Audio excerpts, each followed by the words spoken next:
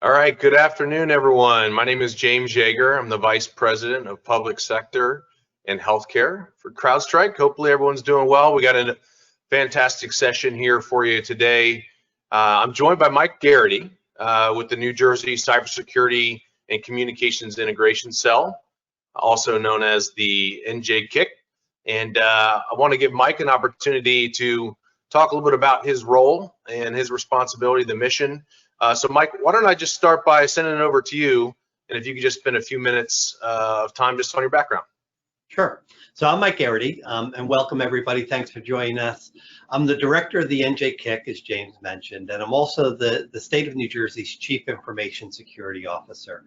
And in that role, I have responsibility not only for executive branch cybersecurity, but also the rest of the state of New Jersey as far as centralized leadership and coordination of cybersecurity throughout the public and private sectors of New Jersey.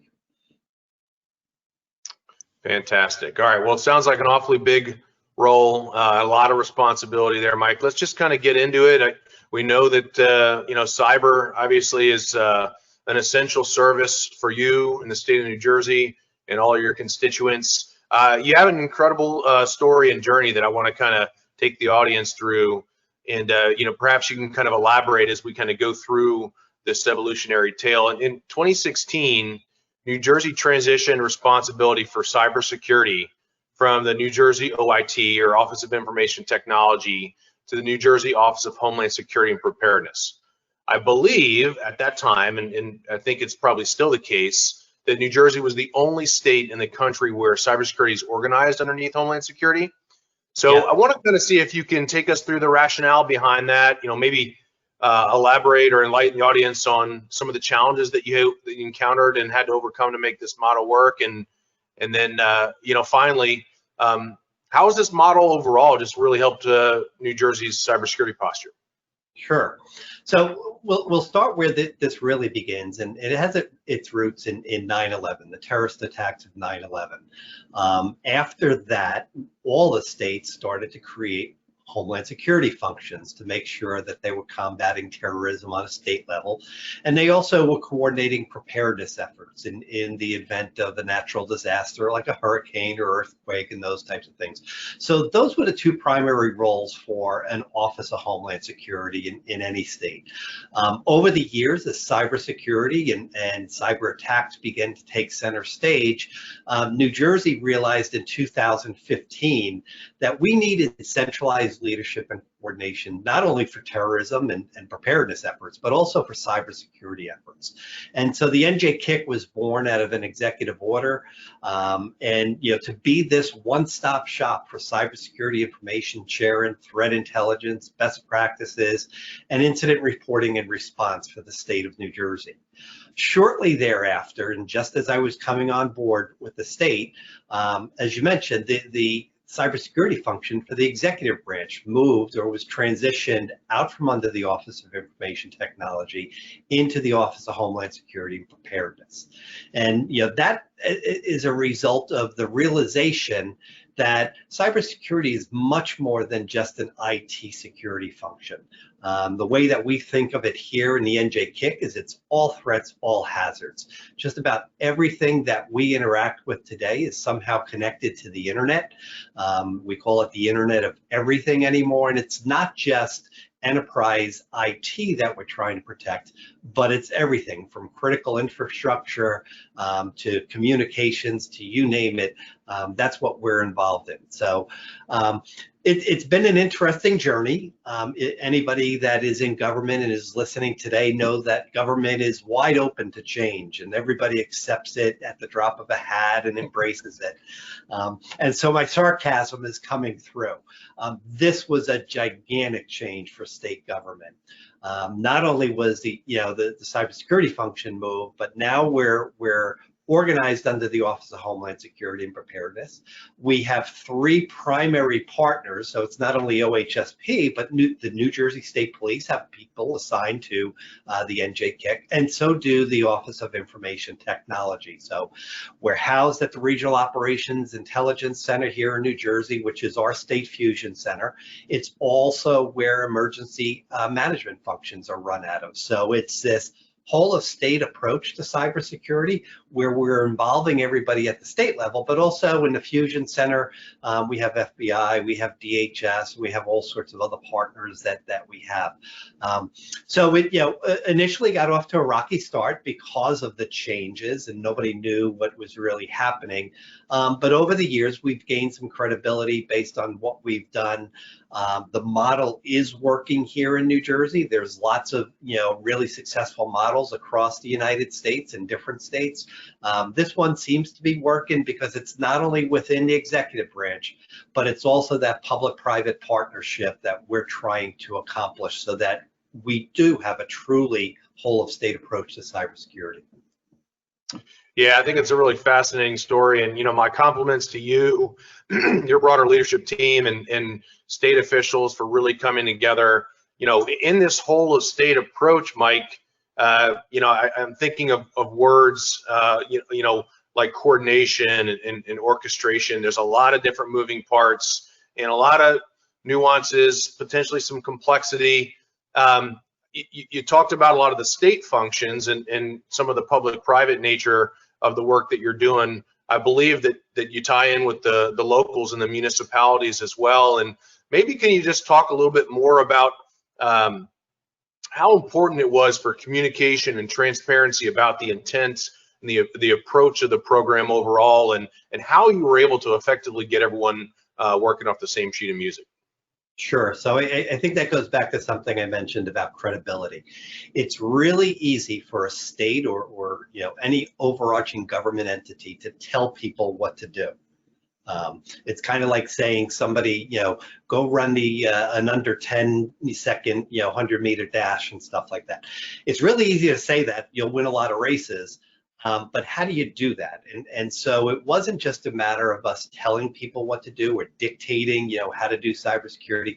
It was actually working with them to implement cybersecurity programs, to actually provide services and the like to municipalities, to county governments. We have a rule here in New Jersey that says if it's a state mandate, then it's got to be state funded. So it wasn't like we had tons of money that we could just say, go do this and here's the money for that. So we had to come up with some creative ways to partner with them. Some of that is through threat intelligence and the alerts and the best practices that we provide through the NJKIC bulletin and all those other communications functions. We have an incident response capability now. So we've actually gone out and done incident response and rebuilt systems and brought people back to life as far as organizations are concerned.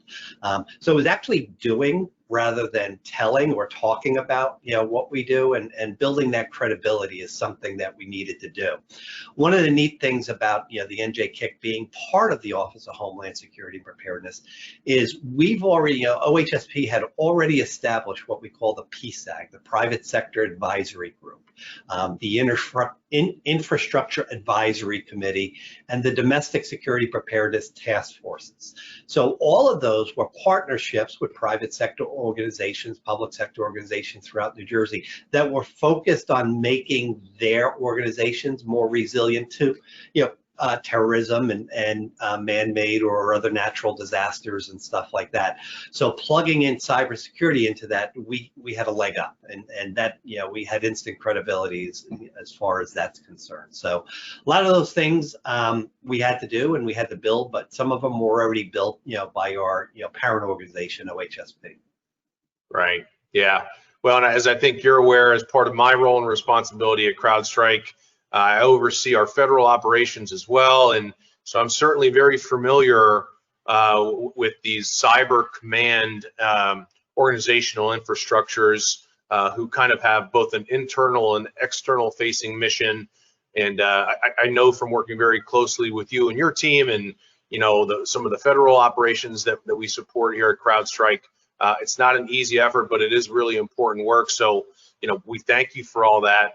I want to fast forward a little bit now, and let's kind of get into some more kind of pressing matters that we're dealing with today, and this new kind of set of crazy circumstances, this very bizarre world that we're living in. Not to make light of it in any way, but I don't think any of our listeners can think back in really kind of conceptualize, how this global pandemic has impacted them and their lives, in a way, comparatively speaking, to anything that they may have gone through in their lifetime. And maybe you can talk a little bit about some of the strategies that have proven to be most effective for ensuring the safety and security of your constituents in light of the global pandemic. Were they related to technology? Was it more process? Was it people? Was it tools? What have you learned up in New Jersey? Sure. So I would say it's all three: people, process, technology. You can't have one without the other and be effective. That being said, the centralization of cybersecurity within the Office of Homeland Security really helped. And prior to the pandemic, we had worked to build our capability to lead and coordinate cybersecurity across the executive branch. So prior to this, each department, each agency ran their own cybersecurity function. And I think everybody on the call and everybody agree, we are stretched thin for cybersecurity talent, okay? And that doesn't make sense that we're going to have a really capable cybersecurity function in all the little different agencies and departments. Other bigger ones would have, some more maturity and capabilities as well. But being able to organize that and coordinate that within the NJKIC really helps. So we, one of the things we'll talk about process or policy. We published back in 2018 the statewide information security manual. So this is a manual that includes all the policies, standards that these departments and agencies can follow to make themselves more resilient to cyber attack. They're not going to make them secure. There's no such thing as 100% secure, but to manage risks while they, can carry out their business goals and objectives. And that's really what we wanted that manual to be. It's not a thou shalt not and thou shalt. I don't believe in cybersecurity's effective that way. But we wanted people to have a tool set. At least if we did these things, we would improve our cybersecurity posture. And so that was published and all the agencies adopted that. And we started moving down what those requirements were. So again, prior to the pandemic, we knew remote access required a bit more authentication than just a password based on all the compromised accounts that have been out there over the years. So we instituted a requirement for multi-factor authentication that was in place a while ago. We instituted, centralized management of all the logs, a SOC, if you will, for all the different agencies, continuous monitoring, centralized management of our enterprise cybersecurity technologies, content filtering, if you think of web and email, endpoint protection. So we are a Crowdstrike customer. Being able to have that visibility across all the different agencies within the state has been a game changer for us. And prior to it, they all managed their own antivirus or anti-malware products, and we had no visibility. So one department could have been being attacked, okay, could have been attacked, and other departments on that same network, in the shared network of government, would never know it until they got attacked eventually as well. Now we're able to coordinate all those. So our intrusion prevention systems, web application firewalls, all of those things are part and parcel of preparing us for the pandemic. So when it was time to go from a no work from home environment to you will work from home environment, we had a lot of the technologies in place. We didn't necessarily have laptops for everything or those types of things, but remote access, security tools, all those things, we just needed to scale them. And that really helped us move forward and continues to help us respond in the current day pandemic. Yeah, I really like what you said there, Mike, in terms of cybersecurity. We refer to at Crowdstrike often as a team sport, right? And so you kind of hit on a point relative to being informative, right, with your customers, if you will, and your partners relative to the risk posture, right, and how this doctrine that you effectively published and communicated outward wasn't really kind of, hey, thou shalt conform. It's really about this is what you need to be aware of. Make your own decisions. There's a lot of support around you. And I think that type of olive branch and that type of kind of softer, kind of collegial, cooperative approach is it's definitely the honey versus the vinegar approach, as my mother used to say. So I definitely understand what you're saying there. And you mentioned logs. So I've heard you refer to yourself as a logaholic. So maybe you can share with the audience what you mean by that, and maybe a little bit of insight as to why. Sure. So I'm going to preface this by saying that my staff and just about everybody else thinks I'm nuts when it comes to logs.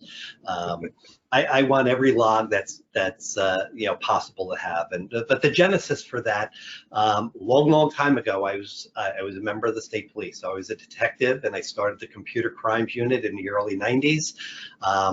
And it was the logs on systems and applications and networks that allowed me to make cases. And so this is back in the day when logging meant repping and cutting and doing all sorts of these command line tools and stuff like that. And I became an idiot savant for logs. I could pick things out of firewall logs that nobody else would see, and they tell a story. Not just an alert that comes into a SIM that says something happened. This will tell why and how it happened and stuff like that. So we collect all the logs that we possibly can. And I think just this year alone, it's September, October right now, we've got about 400 terabytes of security event logs and the like. But I'll tell a story where this comes in and kind of related to CrowdStrike. Back in January, we were notified by a trusted third party that somebody was selling access to the New Jersey state government network on a Russian dark web forum. Oh boy. They had no other information on it. And so we said, oh my gosh, how'd that happen? And what do we do? And we did all the things that everybody else does, started looking through what we had. We had no idea how they got in. If you think of the executive branch, we've got 40 different major departments and, altogether about 70 agencies or so. So there's all sorts of access points that they could have come through that we may not have known about. So we had all the different agencies change passwords because, they were selling access into it. The next day, we were able to find the post up on the Russian web forum, and it was a screen capture. And in that screen capture, it was a command line screen capture that somebody ran the NL test command. NL test will give you all the domain trust within an organization. So based on that, we could identify what organization had been compromised in the executive branch. But how we found out where that happened is we were able to go into our logs, and because we collect everything that CrowdStrike sends us, we could see all the command lines. Nobody runs NL test except an administrator or in this case, a hacker on your system. So we were able to find the system that it was run on, the account it was run under, and then be able to trace that back and close up that hole in about a day or so after finding out that this was out there. So those logs are really, really important. The command line logs, the process logs, the file logs, all of those different types of things are part and parcel of being able to trace back and to be able to recover from a successful attack or remediate from the attack as it were. And there's so many examples of why logs can help, and so being able to collect all those logs, analyze those logs, and then store them is a big challenge for most organizations. It's very expensive, and you may not be able to scale to do them, but it's something that is what I call total network visibility and intelligence-driven security that I require within the NJ-KIC and have required every place else that I go that I've been. Yeah. I like the analogy, or rather the parallel that you made to some of your previous experiences in your career. In the logs, you're right, Mike. They're basically leads, right? That you've got to go chase down and investigate and kind of go prosecute through the entire process. And it's interesting because I do spend a lot of time with your peer group and with operators and hunters, all across the country, and state and local and healthcare and federal. And this concept of data fidelity is a particularly challenging one. Many years ago, there was this race to acquire as much data as you possibly can, get your hands on, because it was kind of thought of to be that that individual or that organization that held the most data was a king or queen, if you will. And I think while that's true, it's a little bit more of a data revolution now, because there are some kind of misconceptions about data, if you will. Whether or not you've got too much data. Do you know what sense to make of the data, right? Can you actually take action on the data, which is something that you kind of referred to there a little bit at the end, right? And do you have the people to be able to kind of sift through the noise and the tooling to help you kind of make heads or tails of the data as well? So that notion of acquiring as much data as you possibly can, while it certainly has its merits and its values, as you know, if you don't have the ability to kind of sift through that noise and make use of it so that you can take action on it and make informed decisions with confidence, it can actually be a little bit counterproductive, I've found. So I like your example there. Let's talk about a related issue. All these issues are really related, but most government entities, departments, agencies, organizations are constantly having to deal with increased complexity, which often is directly correlated to increased cost relative to their security tooling. And maybe you can identify some examples of your own organization, which you shared with us today, that is leveraging Crowdstrike and our platform to help with maybe something along the lines of technology consolidation initiatives, software asset management, the ability to kind of exercise some attrition strategies, ultimately eliminating the number of software agents that you have running on your endpoint so that you can drive some of that cost and complexity out. But also there's some material security benefits there too, because that helps you reduce your attack surface. Sure. So this is, when I first came here, I came in June. It was the end of the budget year, the fiscal year. We were renewing all our licenses. And so that was dumped in my lap as far as all the different security technologies that we were going to be renewing. And I went through line by line. What do we use this for? How does it help us? And tools and technologies that we never touched. We were spending hundreds of thousands of dollars on things that had never been implemented because we didn't have the staff to do so. We didn't have the resources to do so, and so many other challenges, or other technologies that were implemented that provided no value for the money that we were spending. But the vendor told us we needed these. Okay, they were going to solve our problems, and so we cut a lot out then, and we started looking to consolidate, and we go back to that centralized, cybersecurity model. All the different agencies had their different, let's say, endpoint protection product, and they managed those and they managed the contracts. We found out some of them weren't applying the new licenses, so when it came time to get updates for virus signatures, they weren't getting them. We found out that they never monitored, that they never updated anything and stuff like that. So we wanted to coordinate that, centralize it, and save some money that way. If we could buy in bulk and quantity, then perhaps we can get volume discounts. And then we started looking at a lot of things that we didn't have. Can you tell me who's logging into this system or how old this password is? And there's a lot of technologies and tools that will do that. But so one of the reasons for buying Crowdstrike were it provides us with a lot more information and intelligence than just the blocking of malware. And I say just the blocking of malware, that's pretty important. Right. But as far as hardware and software inventory, what do we have? What are we trying to protect, and what are we spending money on? Some of the vulnerabilities on those systems, and obviously that's built into the platform too. And as I mentioned, that user activity. How old are passwords? And some people never change passwords at the domain admin level, but because we didn't have a visibility into that agency, we didn't see it. Now we see all that stuff, and we can consolidate a lot of those needs or functions into the one product. The other thing is we've got a relatively small staff. I don't know that any CISO or CIO in the world will ever say they have too many staff. But we have a staff that has to manage not only the technologies but do all the security operations as well. So if we spend all our time and money managing the technologies, we have no time to do actual cybersecurity. And so we wanted to boil off a lot of that complexity, as you said. So I have certain tenets that I follow as far as buying things. I don't look at magazines and I don't listen to consultants about what quadrant or what wave I should be in or anything like that.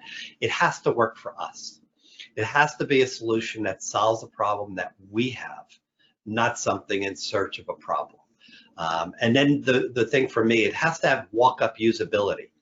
It can't be so complex that we spend 6 weeks or 6 months training people on how to use it and how to manage it, because it provides no value. So that walk-up usability is really important in all the tools that we're using.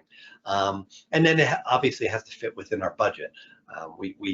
There's obviously budget and resource constraints for every government organization and every organization that's out there. So it fits within our budget. And so we find those products that are best of breed, that work for us, that are usable, and we're not spending all our time managing. And so those are some of the things that we look for in boiling off the complexity and consolidating those tools.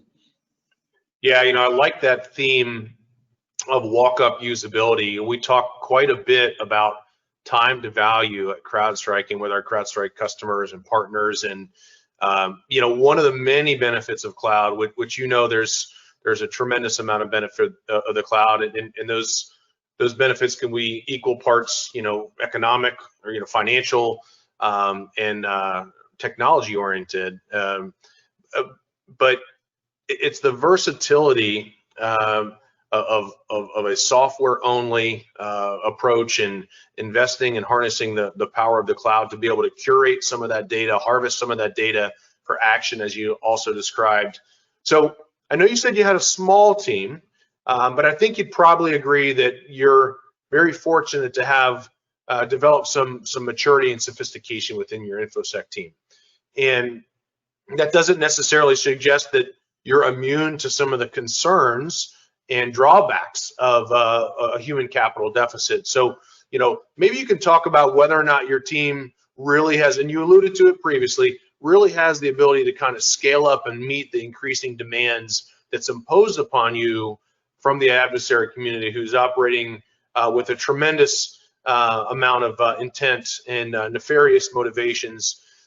So how does the simplicity of a tool set and a platform and the ease of use and the ability to kind of operate a tool really from day one help the state of New Jersey and the NJKIC maintain a level of sophistication and innovation to rise up and deal with those human capacity challenges in the face of an adversary community that's showing no signs of relenting? Sure. So I'm going to go back to spending more time managing technologies than actually doing cybersecurity. And so we rolled out Crowdstrike across 55,000 endpoints, as I said, 70 agencies throughout the executive branch of New Jersey. We did it in under 5 months. That's a state record for any technology that's been deployed enterprise-wide. And we did it with 2 people. So being able to have that simplicity and again, being up in the cloud and all of that really helped. And being able to sell it. And so I talk about walk-up usability. If the CISO, me, can use it within a day, then it's okay for everybody else. If I need to go to 43 training sessions, it's not walk-up usability and stuff like that. So we want our people working on cybersecurity problems and making sure we're defending against those adversaries rather than managing the products and whether it be rolling out infrastructure, which lots of care and feeding has to happen there. We don't want to be involved in infrastructure. In fact, one of the great things about us in this pandemic is just about all of the technologies that we're using are cloud-based and cybersecurity, not necessarily the rest of state government, although we have a lot of them. But we want as little infrastructure to manage as possible, so we can stay true to our mission about cybersecurity, and we'll let the infrastructure people handle all those things in the cloud for us. Right. Yeah. It's interesting how much you learn about yourself and your organization and all this work that you and so many others have put into getting the NJ Kick where it is today, or at least I should say at the beginning of the pandemic. Use the word resiliency, right? I think you probably had a feeling for it, but maybe you didn't know how well prepared you were until you actually were confronted with having to have a dramatic increase in remote workforce to still be able to kind of manage some of these newer functions of IT and security, like you talked about from the policy side, and multi-factor authentication, and dealing with a lot of additional threats and complexities that have come with kind of this new normal. So, again, my compliments to you and the team, because you certainly had a vision and the strategy a while back. Let's that you've executed on, and I think while there's never really any signs of things getting kind of easier, you certainly have learned that your team is well positioned, and you're able to kind of deal with a very complex set of circumstances, no matter what the scenario is. Let's kind of wind this down here. Mike, I want to kind of get your perspective on one topic, but really looking at it from two lenses. So it's rather cliche, but it's kind of like you've talked a lot about how you've gotten from A to B. You don't always want to just go to where the puck is. You want to go to where the puck's going to be, right? So what are you focused on now, whether that's a new strategic imperative or initiative for the state of New Jersey, whether it's something that's keeping you up at night and is a gap, that you really need to kind of shore up. So look at it from that perspective.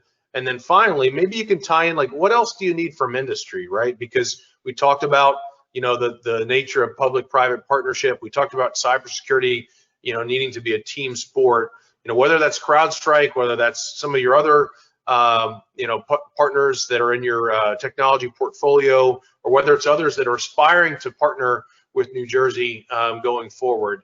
What advice would you have for them? So I'll take it from one of the things that keep us up, or things that we're looking at, and not just looking at, but acting upon today, because we know these are problems now and they're going to be problems going forward.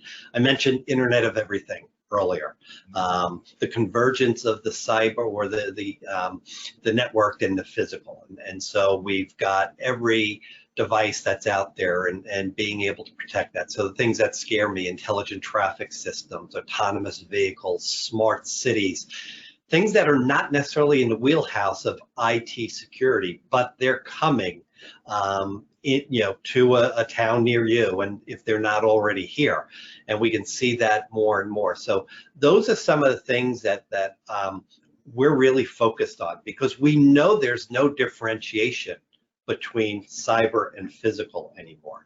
And I think everybody's got to come to that realization. It's funny, if you think of DevOps, and there's really no differentiation between IT and the business, when you think of DevOps. And security's got to get there as well. It's got to be baked into the business, and what the goals are for whatever organization, whether it's a government or private sector. So building that cybersecurity mindset, or security mindset, into everything, just like you build IT mindset into all your business functions as well. So those are some of the things that we're. The other part of this is we're all in this together. This is not a New Jersey, feel-good story. We have all the same problems that every other state, every other organization has, as far as the challenges that we're facing. If we can work together, we obviously have a better chance of becoming more resilient. As I said earlier, there's no such thing as 100% cybersecurity, but the resiliency is really what we're after instead of that, security or compliance function. And then as far as working with, public and private sector, obviously there's the cybersecurity companies that are providing products and stuff like that. Listen to the customers. Don't assume that just because you have the greatest widget or tool that everybody's going to buy it. Those problems that I mentioned before, and my buying mantra is that walk-up usability, that it works for us, that it's easy to manage. All of those different things are really important. The more complex your products are, the less likely that we're going to be able to implement them and be successful with them. So engage in that, the usability and focus groups on what your customers need rather than what you as the organization wants to build.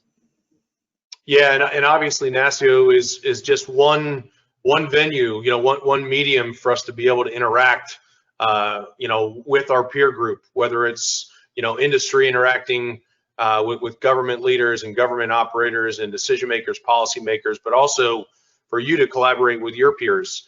And so, we thank NASIO for giving us the opportunity here today to kind of put you and your organization on a pedestal. I think you are a model for a very forward-leaning organization who's, it's impossible to say you're doing all the right things. I think you'd agree with me there.